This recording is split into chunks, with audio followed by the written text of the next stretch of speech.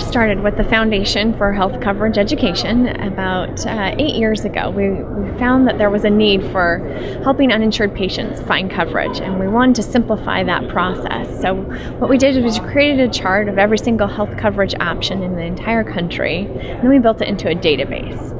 And when we decided to kind of test it out into a hospital environment, it grew to be such a need at that point of care for patients coming into the emergency room looking for options and looking for care who are uninsured.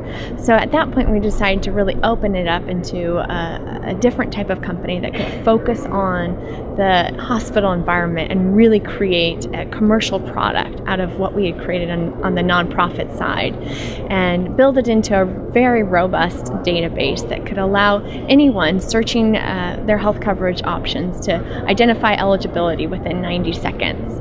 And we skimmed it down to only be 5 steps. So after 5 steps, you have your own personalized list of health coverage options right at point of care.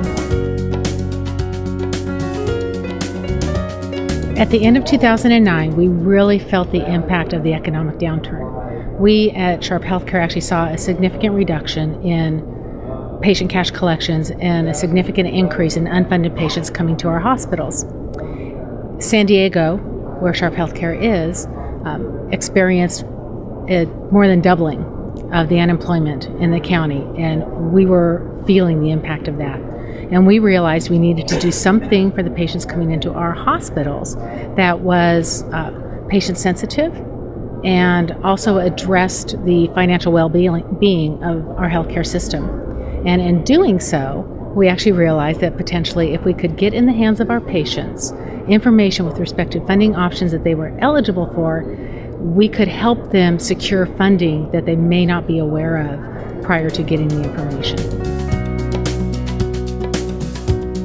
We saw 2 things. We saw an improvement in the turnover ratio for public funding. So we saw a 20% increase in those patients that are eligible funding. They actually secured the funding.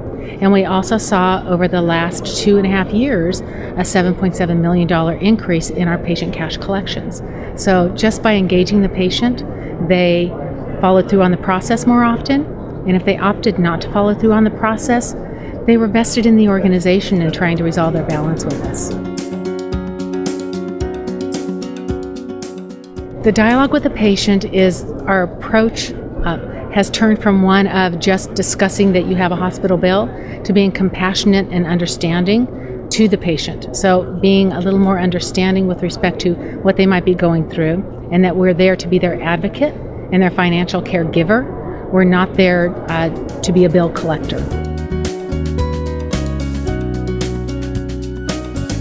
Of the people who have been taken through the survey and identified eligibility, it's about 80% of that group find out that they're eligible for a public program, but they just don't know it, so they're not signed up. And for a lot of cases, that actual visit into the ED or the emergency room is covered retroactively, so that current claim could be taken care of for that patient. And they just don't know how to do that and go through the process. So what this platform really does is identify that program for them right at point of care.